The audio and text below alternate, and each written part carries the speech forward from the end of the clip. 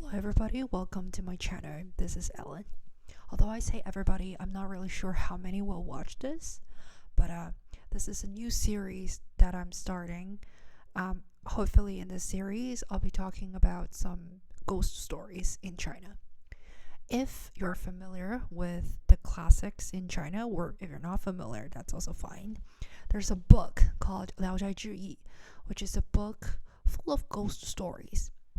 And because Chinese scholars, they grow up in such a Confucianism society, even the ghost stories here in China are trying to teach people what is good and what is evil. So I think these ghost stories are quite different from your Western ones. Today's story is called The Story of the City God Exam. And let's jump right in. There was once a distinguished scholar in the county called Mr. Song Tao. And one day, he fell ill and was lying in bed when he suddenly saw a messenger in official uniform leading a horse with white spot on his forehead. The messenger approached him and said, "Sir, please come with me to take an exam." Mr. Song was very puzzled and asked, "How can we suddenly have an exam?" The messenger didn't answer and simply urged him to leave. Mr. Song had no choice but to get on the horse and follow the messenger. As they rode, he felt like he was traveling on unfamiliar roads. Soon they arrived at the city that looked like a capital. They entered the magnificent government building. In the main hall, there were over a dozen officials, most of whom Mr. Song didn't recognize. However, he did notice that one of them was Guan Yu, a renowned general in China.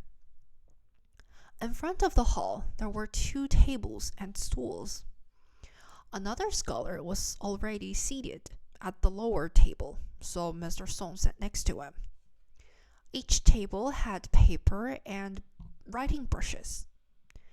After a while, a scroll with the exam question floated down from the hall.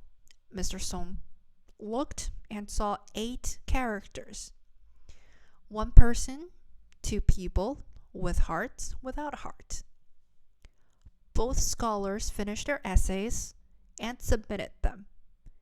In Mr. Song's essay, there was a sentence that said, "If someone does good deeds but done them intentionally, he shouldn't be rewarded. But if someone does bad deeds, but does them unintentionally, he shouldn't be punished." The officials in the hall read the essays and praised them. Mr. Song was summoned to the hall, and an official said to him, "The position of city god in Henan is vacant. You are the perfect person for the role." Mr. Song suddenly realized what was happening. He kowtowed and said, with tears in his eyes, "I am honored by this important task, and I dare not decline. However, my elderly mother is over 70 years old, and there's no one to take care of her. Please allow me to take office after she passes away." The emperor-like figure on the throne immediately ordered someone to check the lifespan of Mr. Song's mother.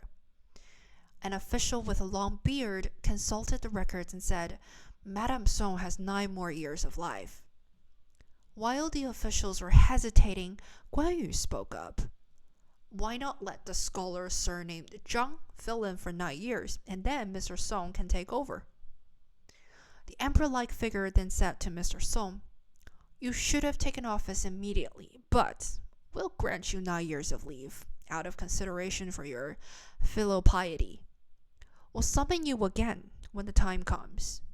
He also said a few words of encouragement to the other scholar, Mr. Zhang. The 2 scholars kowtowed to express their gratitude and left the hall together. Mr. Zhang held Mr. Song's hand and escorted him to the outskirts of the city. He introduced himself as Mr. Zhang from Changshan and gave Mr. Song a poem as a farewell gift. After Mr. Song got on his horse and said goodbye, he returned home feeling like he had just woken up from a dream. It turned out that he had been dead for 3 days. When his mother heard moans coming from the coffin, she quickly helped him out. It took him half a day to regain his ability to speak. Mr. Song sent someone to inquire about Mr. Zhang in Changshan and found out that there was indeed a scholar surnamed Zhang who had passed away on that very day. 9 years later, Mr. Song's mother passed away. After burying his mother, Mr. Song took a bath, tied it up, and then died in his house.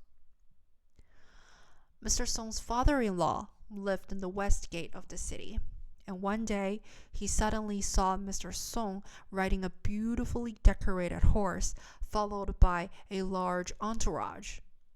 The whole family was surprised and wondered if Mr. Song had become deity. Mr. Song's father-in-law sent someone to inquire about him in his hometown and learned that he had already passed away. Alright, that's the story for today, and hopefully in this series, I will have the opportunity to introduce more Chinese ghost stories to you guys. Until next time, bye bye.